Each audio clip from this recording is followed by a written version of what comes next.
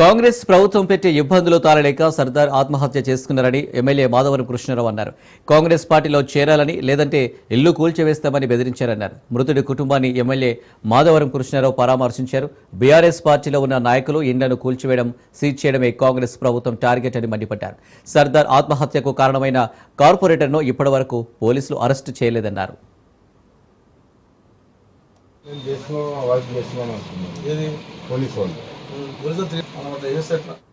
బాధ పెట్టి వాళ్ళు ఏ రకంగా ఇబ్బంది పెడితే ఇలా సర్దార్ పై నుంచి చిన్న పిల్లలు ఉన్నప్పుడు కూడా బాధకు తట్టుకోలేక ఆ పిల్లల్ని రక్షించుకోలేని నా ఇల్లు డిమాలిషన్ చేస్తారేమని భయపడి భయభాంతులతోని పై నుంచి చనిపోవడం అంటే ఇది నిజంగా బాధాకర విషయం. ఇది ఆలోచన చేయాలి పిసిసి అధ్యక్షుడు. ఇక్కడ మా కార్యకర్తలు గెలిస్తే గెలిపించేటువంటి వ్యక్తులు ఇలా మా కార్యకర్తలను పానాలు కోస్తున్నారంటే ఇదంతా అన్యాయం. ఒకసారి పిసిసి అధ్యక్షుడు ఆలోచన చేసుకోండి. హైదరాబాద్ నగరంలో మీ కార్యకర్తలు కాంగ్రెస్ కార్యకర్త దుర్మార్గాలు అంత ఇంత లేవు. బిల్డింగ్ కడితే పాపం ఉంది. పక్కకి ఈ నుంచి కనీసం 300 మీటర్ దూరంలో అయ్యప్ప సొసైటీ ఉంటుంది. మరి అయ్యప్ప సొసైటీలో 10-15 ఫ్లోర్లు పోతే జీరో పర్మిషన్ ఉంటుంది. అది ముట్టారు. అది మాత్రం డబ్బులు వసూలు చేస్తారు. వాళ్ళని కొట్టారు. నిరుపేదలైనటువంటి సర్దార్ వంటి వాళ్ళ మీదకి వచ్చి చిన్న 50 గజాల ఇల్లు కట్టుకుంటే వాళ్ళు గురగొట్టి వాళ్ళ ప్రాణాన్ని ఇలా బలికొన్నారంటే ఈ కాంగ్రెస్ పార్టీ దుర్మార్గం ఏంటో తెలుస్తా ఉంది. మేము ఇప్పుడు ఆలోచన చేస్తా ఉన్నాం. ఈ ప్రజలను ఏ రకంగా కాపాడుకోవాలి. 10 సంవత్సరాలు టీఆర్ఎస్ పార్టీ ఉన్నప్పుడు ఏ నిరుపేద కట్టుకున్నా ఎవరికి ఇబ్బంది జరగకుండా చేశాం. ఇక్కడ స్థానిక ఎమ్మెల్యే ముందు నుంచి కూడా అదే ఆలోచనలో ఉన్నాడు. ఆ వ్యక్తి మీద ఈ రకంగా డబ్బులు వసూలు చేస్తున్నాయని ఆ రోజు నుంచి అది పక్క పెట్టడం జరిగింది. అక్కడున్నటువంటి స్థానిక ఎమ్మెల్యే గారు మరి ఈ రకంగా దుర్మార్గంగా చేస్తున్నందుకు టీఆర్ఎస్ పార్టీ తరఫున నేను గాని మా ఎమ్మెల్యే గాని ఆ కేటీఆర్ వచ్చిన తర్వాత